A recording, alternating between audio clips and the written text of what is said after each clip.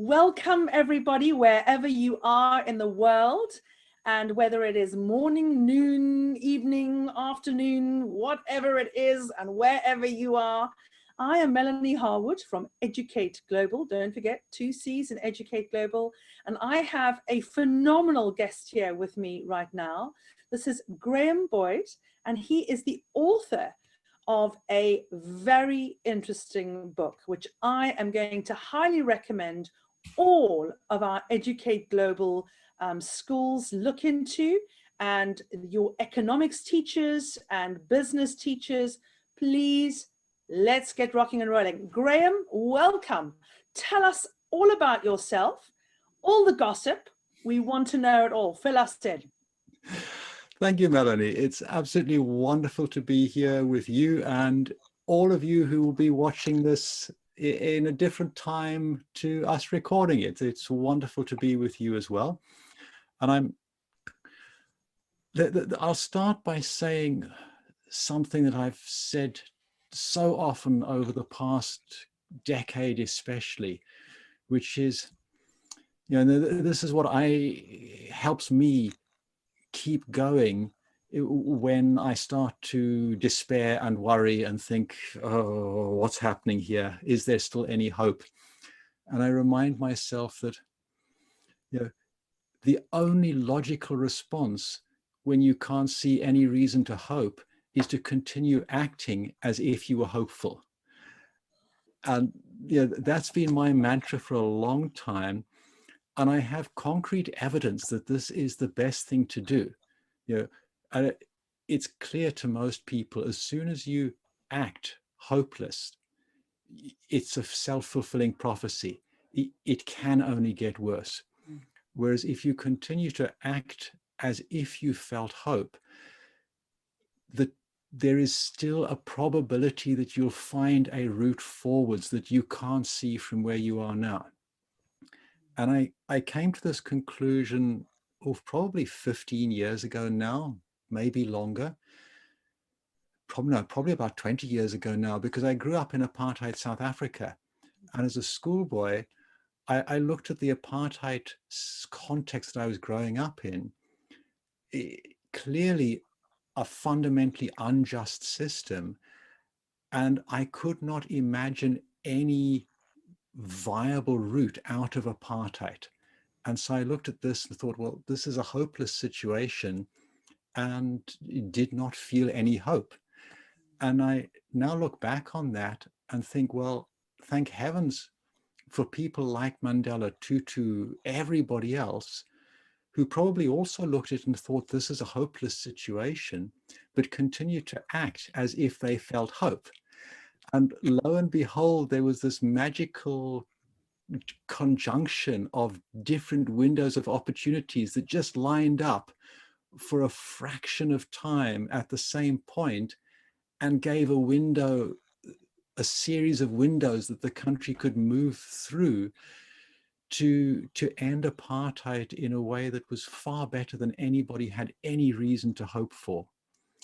So that's part of what keeps me going today. And it's really at the back of the book that I've written, Rebuild. It's a toolkit for builders of a better world. And that's in a sense what the cover represents.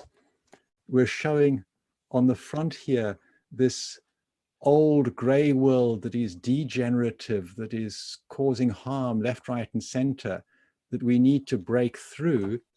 And the rest of the cover, in a Picasso style, shows some of the themes and indistinct shapes of what the new world might have in it.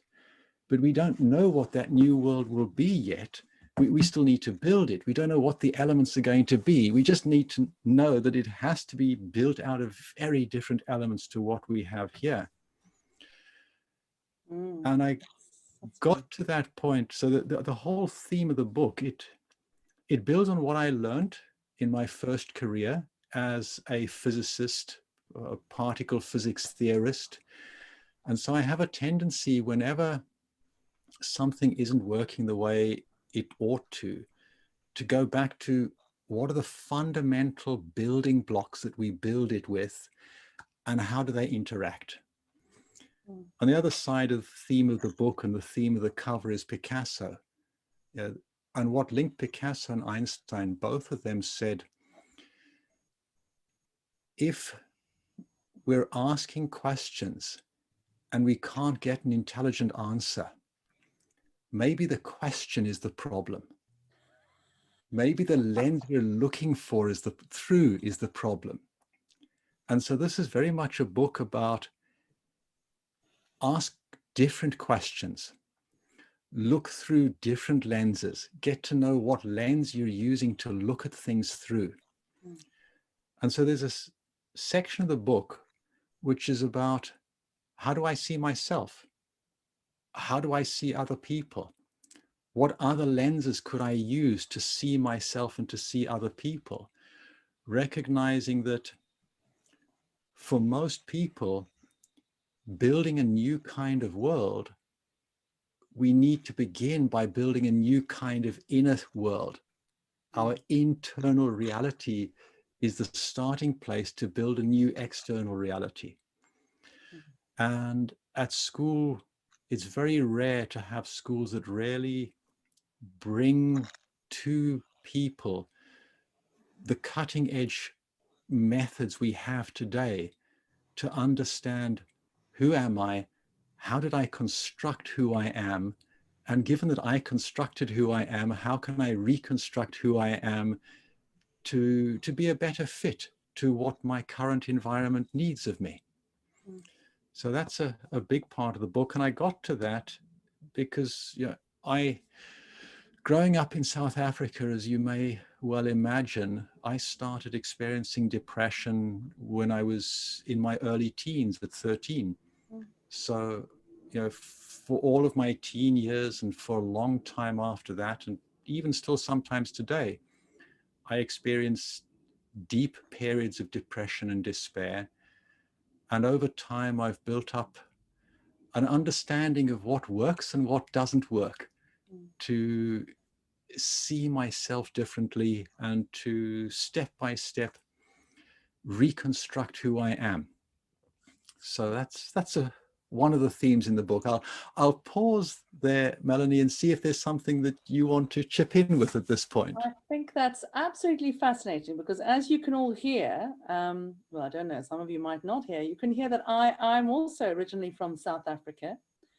And I think, and I never quite understood, you say that, it was a depression that you experienced.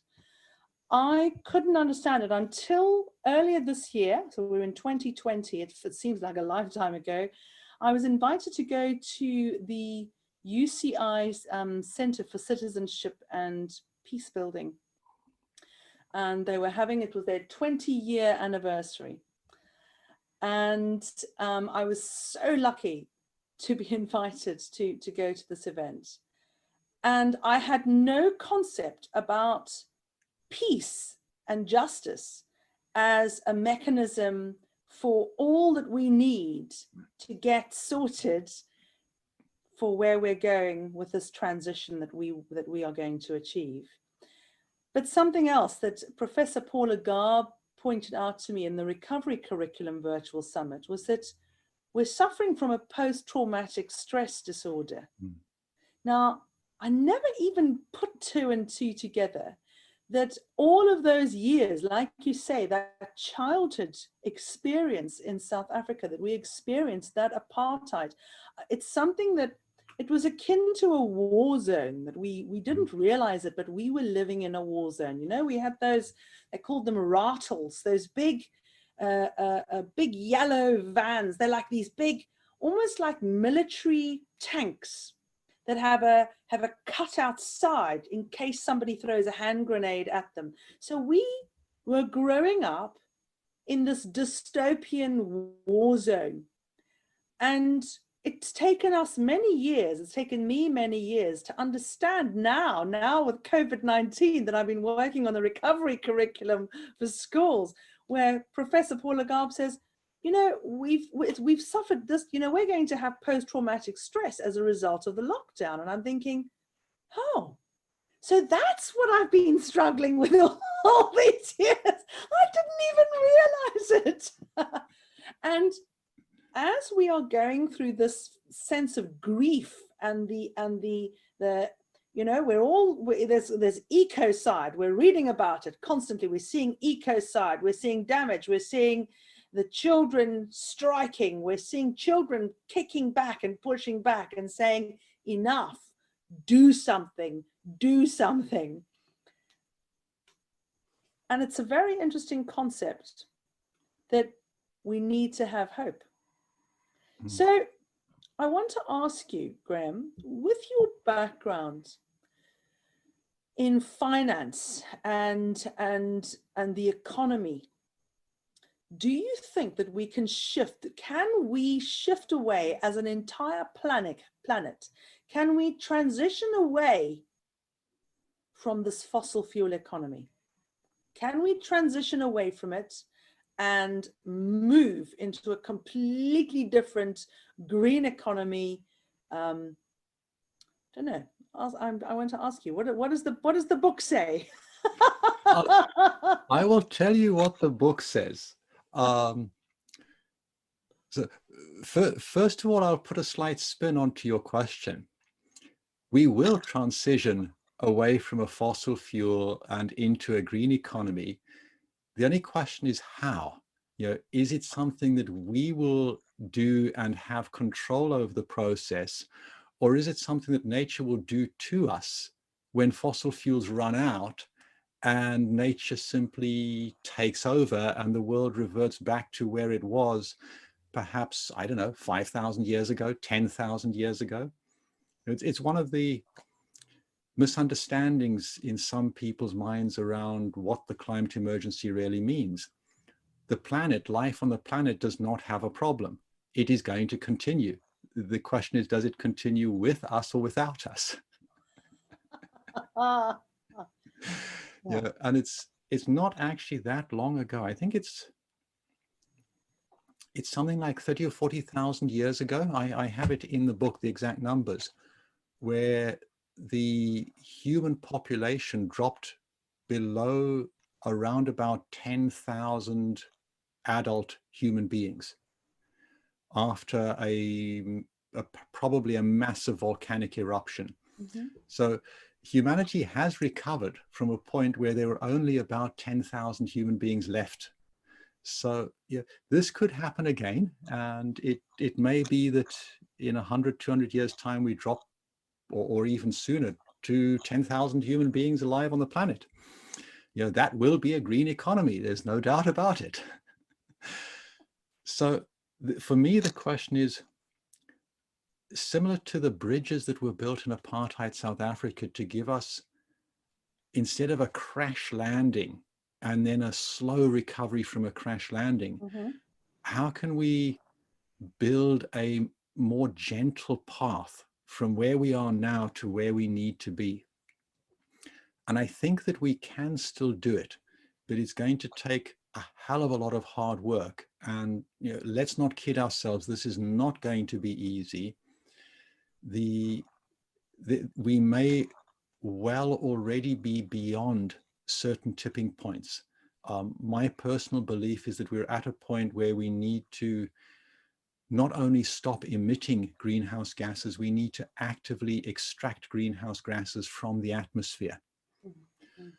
So to do that, we need to use the biggest and most powerful tools that human society has constructed to take on huge, audacious projects, like pull out tens of ppm of carbon dioxide out of the atmosphere. And incorporated business is one of the biggest and most powerful tools that we've invented to do things that are beyond any one human being's capacity to do. Mm-hmm. The only problem is we invented this tool that we call the company 400 years ago, at a time where the world was completely different and where the job that we needed that tool to do was completely different. So one of the reasons why we've battled with things like triple bottom line, circular economies, regenerative, etc., we're trying to do something that, let's say, requires a highly sophisticated socket wrench to really do it properly without breaking things and doing damage.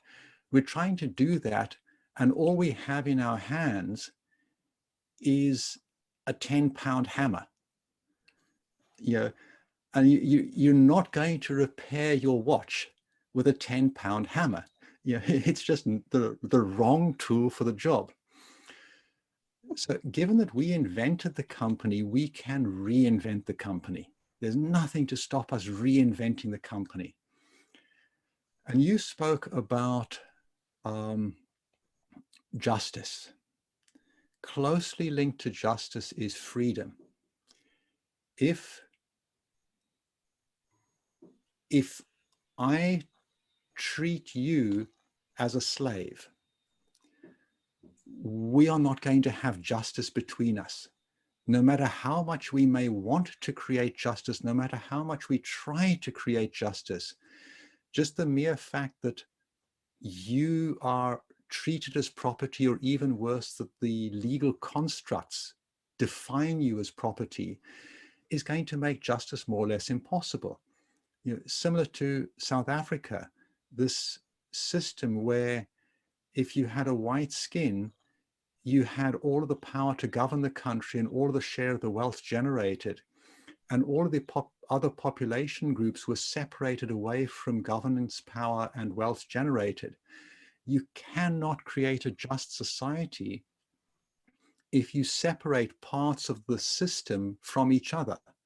You can only create a just world if all of the parts are together and the tensions between them, that you can harness those tensions to step by step get closer and closer to justice. Because justice is an ideal. We'll never get to perfect justice. But so long as the whole system is represented and we can work with the tensions to step closer to justice, then we can at least get to a point where it's equally unjust for everybody. You know, that's my ambition. You know, if fairness and justice is an unattainable ideal, at least we can get to a point of equally distributed unfairness and injustice. So where does this get us to? Well, I said apartheid South Africa is built by separating out the different stakeholders. And in the apartheid system, if you were lucky enough to have a white skin, you had all of the power to govern and all of the share of the wealth generated. Well, think of how we've designed companies. If you happen to be lucky enough to have money to invest in a company, you get all of the power to govern the company and all of the wealth generated. You know, there is not a significant difference. It's a difference in flavor, but the essence is the same. And equally, the International Criminal Court, the UN definition of slavery, is the application of any or all of the concepts of property to a person. Well, a company is a legal person. Treating the company as if it were property, as if it was something that you could own. And that's a consequence and deeply interwoven with separating out all of the stakeholders, all of the capitals that the company needs to succeed, separating them away from financial capital. And so a big part of this book is about how can we reinvent the company in a way that all stakeholders have governance rights, all stakeholders have a share of the wealth generated, and all capitals are represented by one or more stakeholder groups, so that in the company, when decisions are being taken, it's not just the voice of money represented by the investors that has the right to speak and the power to govern, but also the voice of the human beings working in the company and their capitals, the voices of the customers, the suppliers, the city that the company is based in, the voices representing the natural capitals that are flowing into the company. All of those voices are represented in the big decisions the company is taking. That makes it possible now for the company to be designed to take the design of a normal company today, which is to just multiply financial capital, and extend that design to all of the capitals, so that the company naturally by design multiplies every single capital it touches. Then voila, without trying, you have a company that regenerates all of our human capitals. All of the human beings in contact with the company continue to develop as human beings. They become bigger, brighter, shinier versions of themselves. It makes it possible, not just possible, it makes it desirable and part of the design that people who are neuroatypical, people who have, for example, an Asperger's tendency or are anywhere on the spectrum, people who maybe today are taking Ritalin because they have ADHD, well, this gives far more space to construct a workplace that is designed to need the very uniqueness that that person brings in. And because of that, it creates space for the whole to grow. That can't happen in today's ways of incorporating, where the company is treated as the property of the investors, just as you could not achieve that kind of justice in apartheid South Africa. So that's one of the big messages of this book, is that to do what we need to do, one of the critical steps is to reinvent the incorporation, to recognize that how we create companies today is based on a number of myths, and we go through the myths in the book. One of those myths is that the idea that the company is a thing to own. My fountain pen may be a thing to own, but a company filled with people is not a thing to own. It's a living being, the same as you or I are living beings, and we cannot afford to treat it as property. And another part of the book then, and then I'll pause after I've said this sentence, is Jack, my fellow author, is an economics professor. My background is particle physics theory, and then 10 years in big business as a manager with Procter & Gamble, and the past 12 years as a serial startup entrepreneur. So what we describe in part of this book is how we imagine the economy might look if a large number of companies were incorporated in this new way of incorporating, this inclusive way that includes all stakeholders, all capitals, and that is designed from the DNA upwards to regenerate. And so we paint a picture of what the economy might look like. And so the book is also a call to economics students and professors to do the research needed to demonstrate whether our wild fantasy of what our economy could become is a viable possibility, or have we missed something and we need something else in there.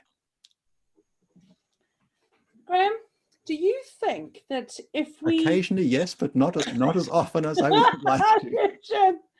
Do you think that if we were teaching these concepts far sooner in, all I remember from economics was my teacher said, I'll never forget, he said, if you are walking in the street and you find a signed check, run with the haste and speed of many antelope and cash that check, because anybody who leaves a signed check lying around deserves to lose their money.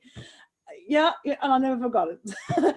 So that's what I remember about economics. Do you think that we could teach these concepts far sooner, like year 7, 8, 9, key stage 3, key stage 4.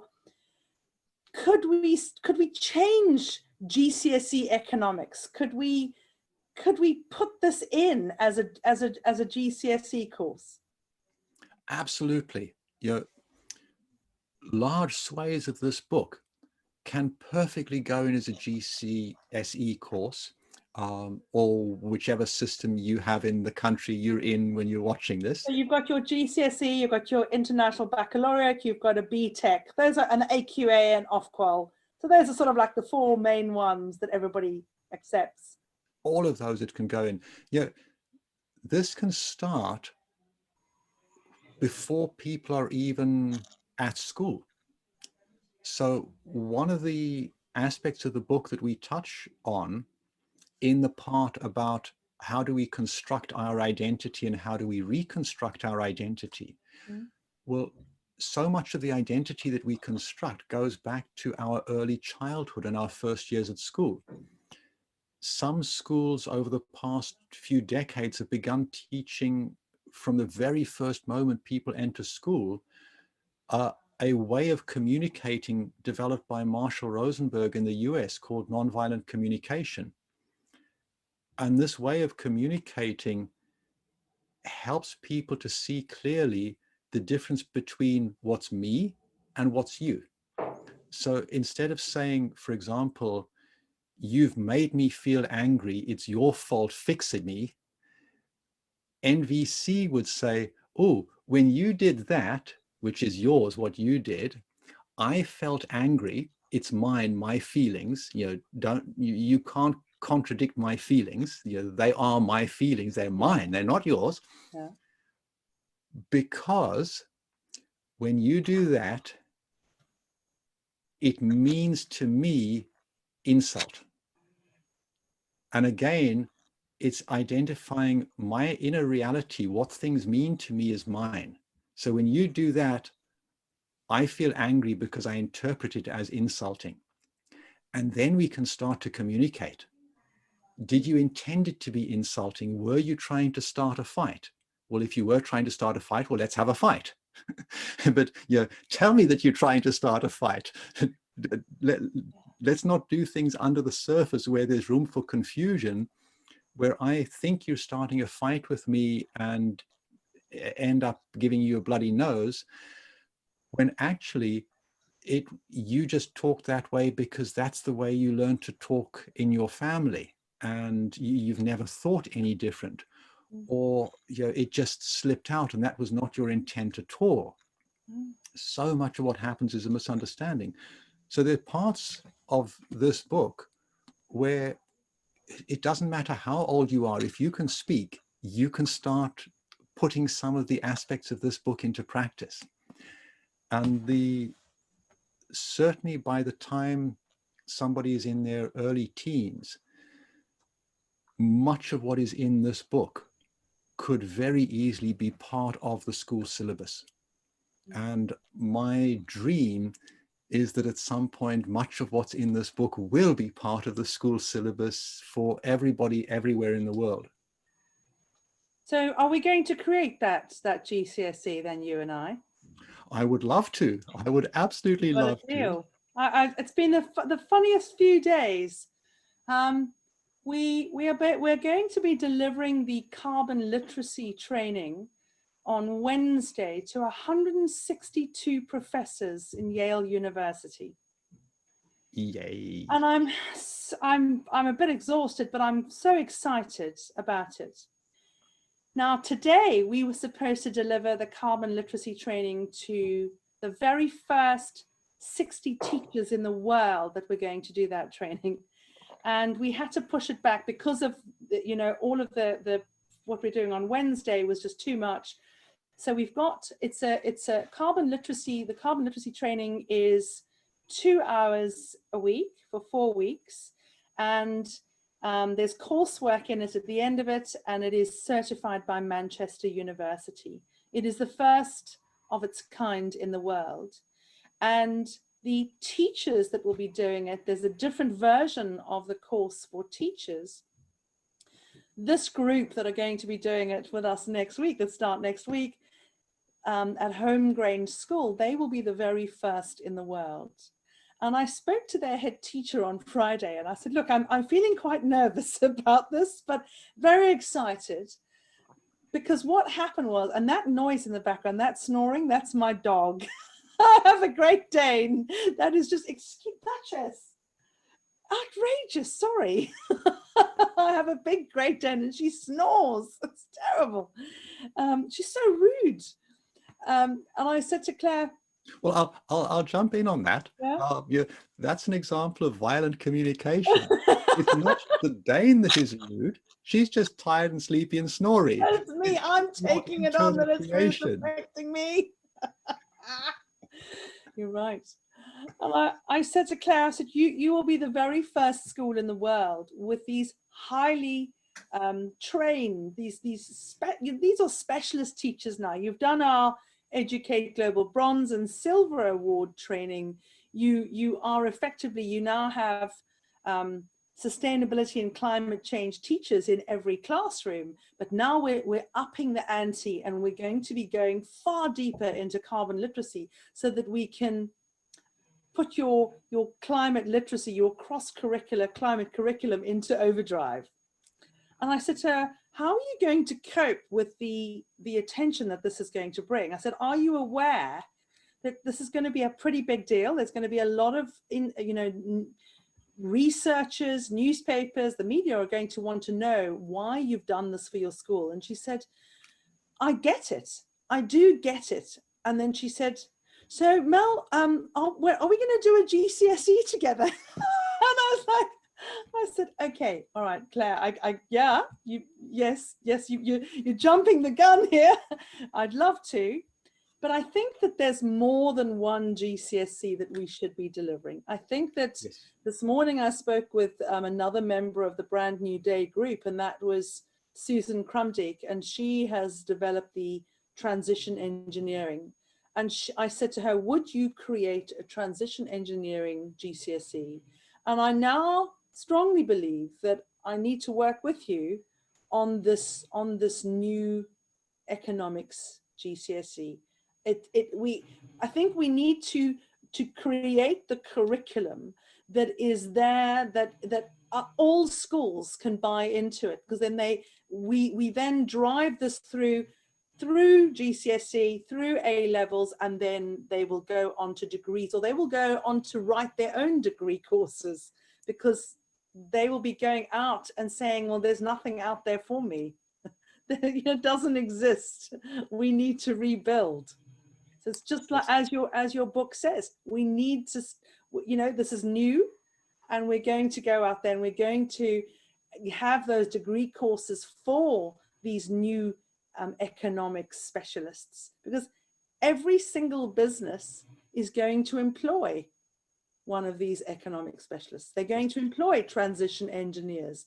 I said to Susan, every business, every government, every department is going to need to employ a transition engineer. We're going to need a couple of million of them. So the only way we're going to deliver that is through, going them through the GCSE, then the A levels, and then the degree. It's the only way that I can see the way forward. Do you think, are there any circumstances where does what we're doing, does it mean a regression, or do you think we're going to have a stabilization? Where do you see civilization going if we do not act now and start educating ourselves and our children for this change that is required? If we don't act now, I believe that the human population may well drop back to that 10,000 hourglass point that we went through 30, 40,000 years ago. We may well drop through exactly that same point within the next century. Yeah, if I think, I mean, one of the graphs that I have in the book, so right at the beginning in the preface,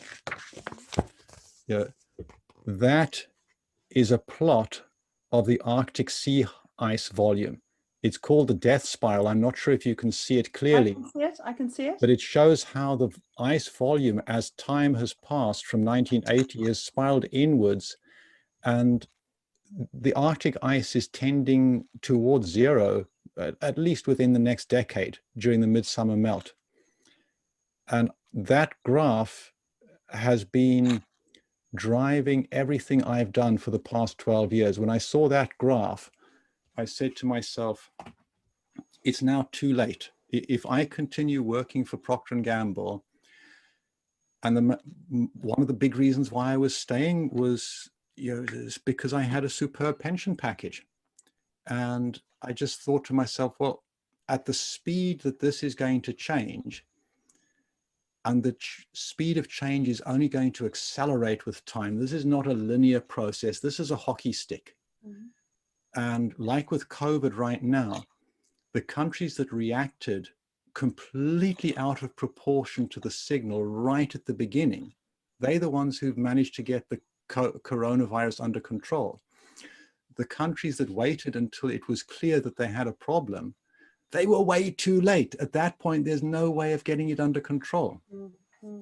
So I decided 12 years ago, actually 14 years ago now, because it took me a little while to get to the point of actually leaving P&G, but decided, I'm bringing some gifts to the table that have some value. I cannot afford to waste my time in anything, and I'm wasting my time if I'm doing anything other than spending all of my time and money directly building systems that can systemically counteract the climate emergency and all of the other problems that we're having.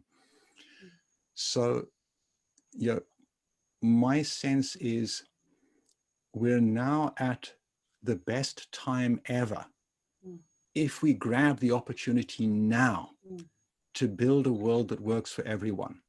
Yes, it would have been easier from the environmental perspective if we'd started 10 years ago, 20 years ago.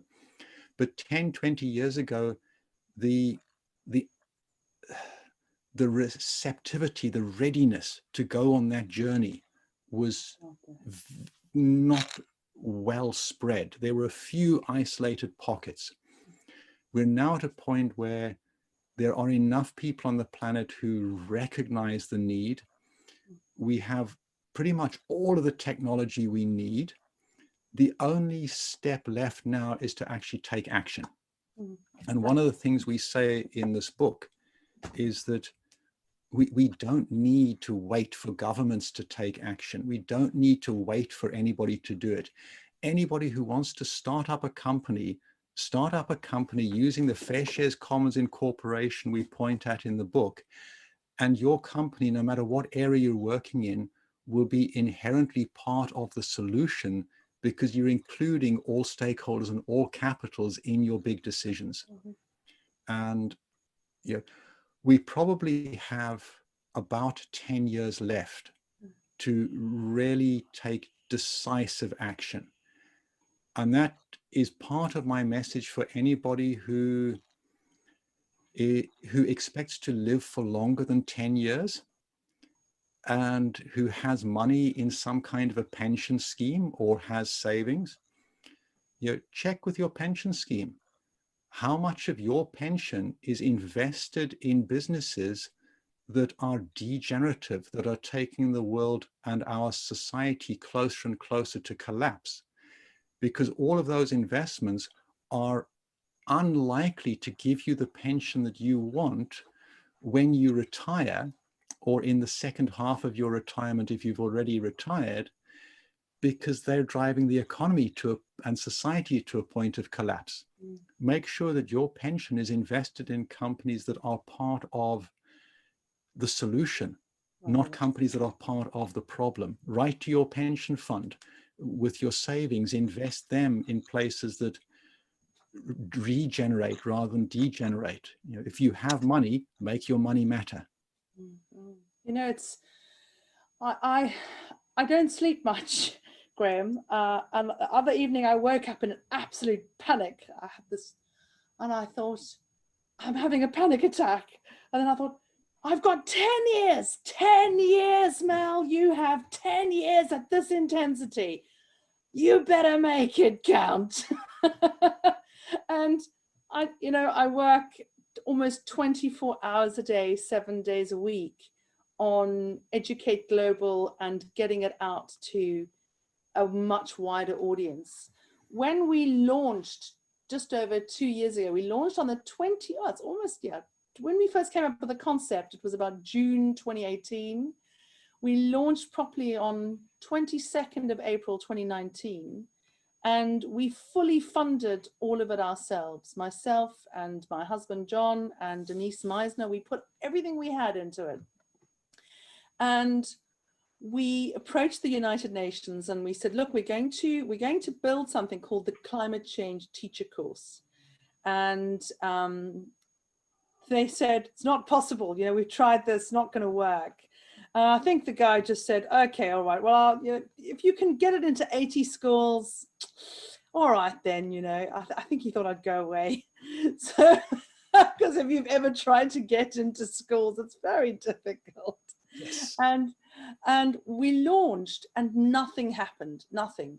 But I started direct messaging head teachers and teachers, and I had one saying, if you don't stop harassing me, and I said, look, just do this course, okay? Come on. Like, yeah.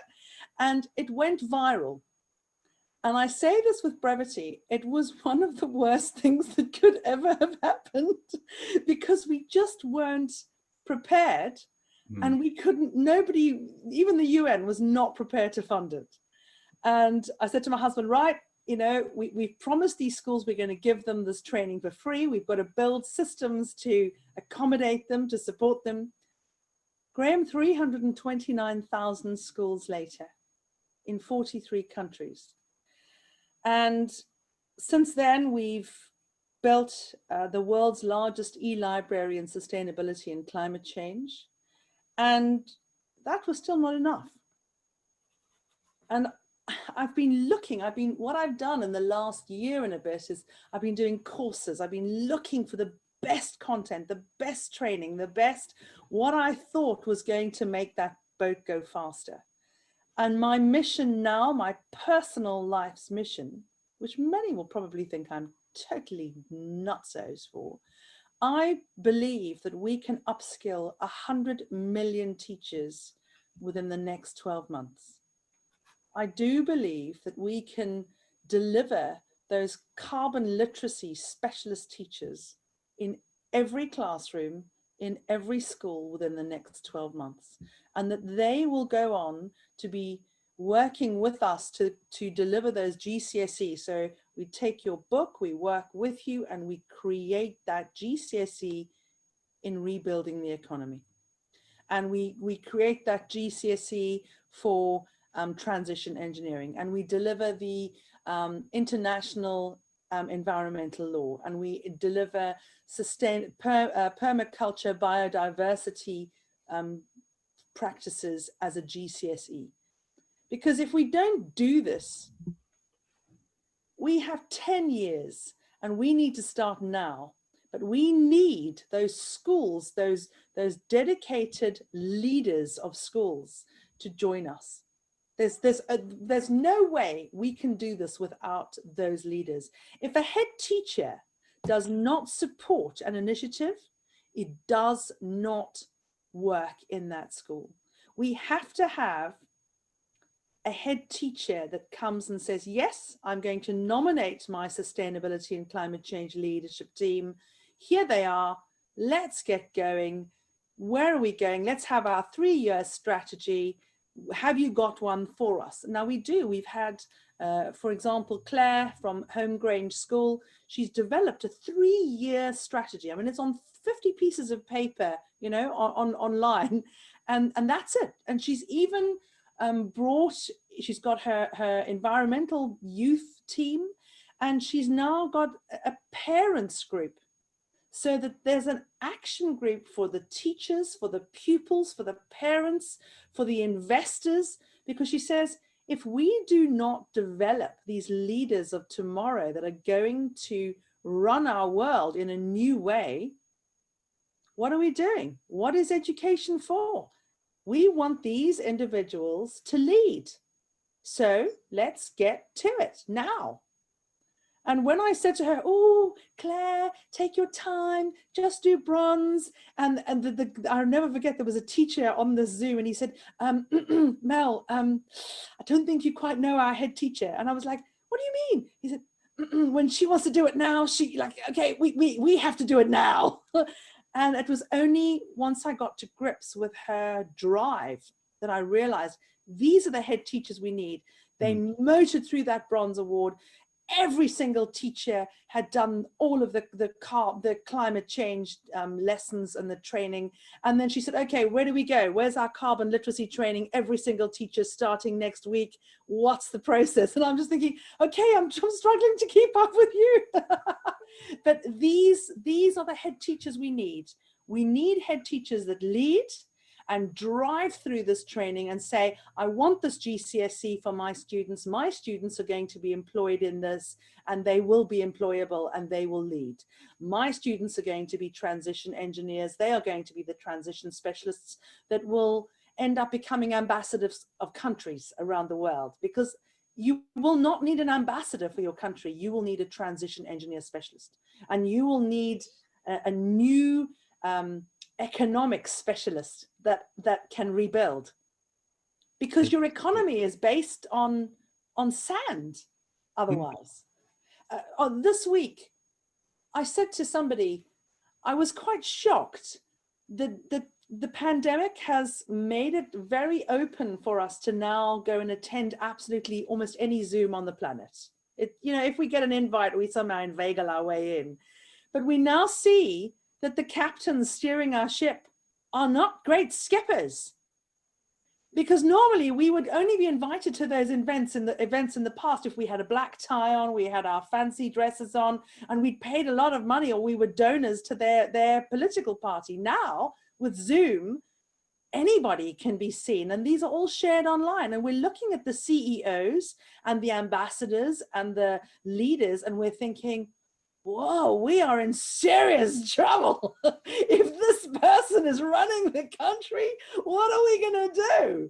So, for example, on Friday, was it Friday or Thursday, I was watching the ambassador for St. Lucia. I still messaged, because, we were all muted, and I messaged, I said, have you employed transition engineers to transition away from the economy that you have now is a tourist economy?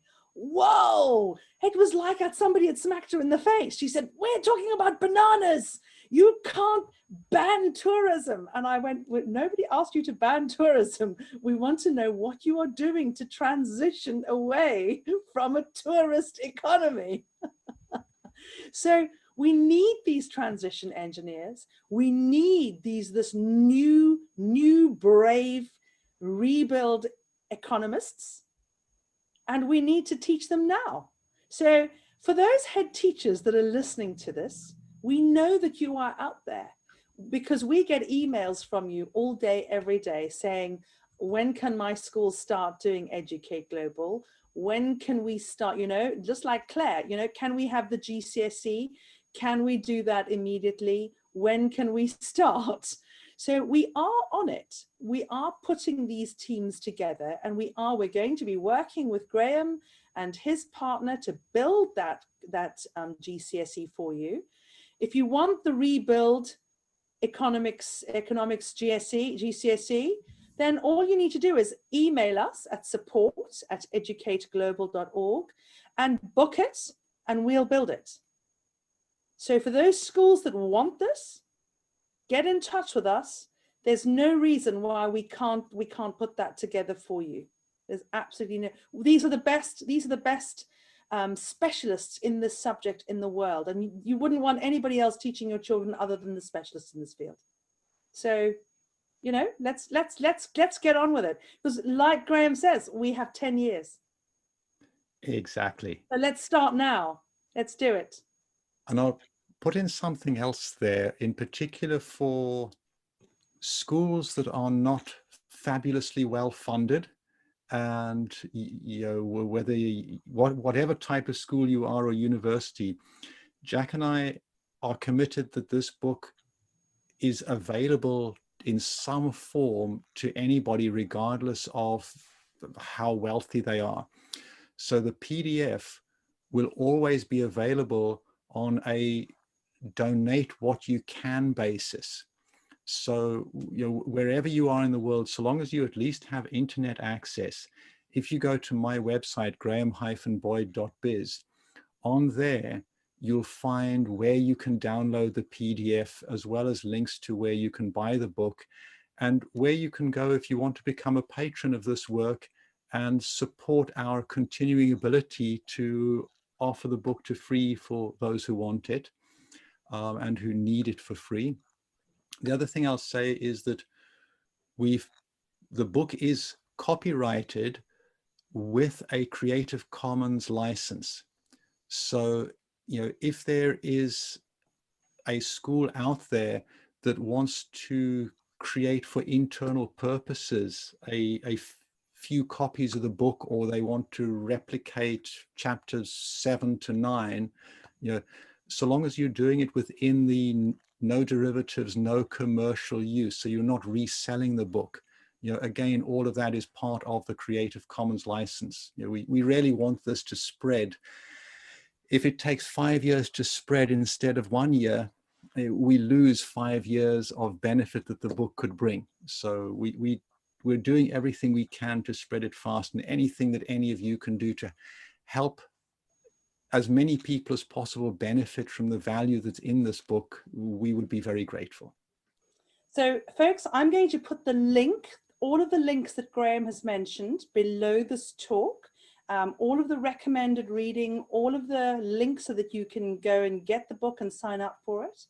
I'm also going to, this talk is going to be transcribed, so you're either going to watch the video within the Sustainable Schools Virtual Summit, or you're going to be listening to this on the podcast.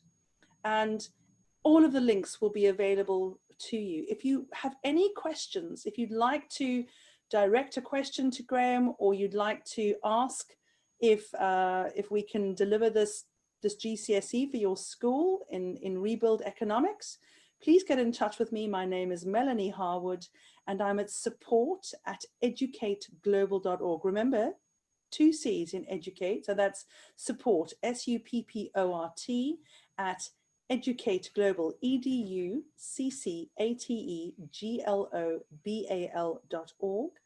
And we look forward to seeing you all on the other side. Thank you so very much, Graham, for joining me. This is the first of many talks and a long association with yourself and ourselves. And let's get this into every school on the planet. Only a pleasure. Thank you very much, Melanie. I'm really glad that Robert connected us. This has been a superb conversation and something that feeds my sense of hope that we can build a better world. Oh, we most certainly can. If 2 little old ladies can get 329,000 schools in less than 9 months, I think we can achieve absolutely anything.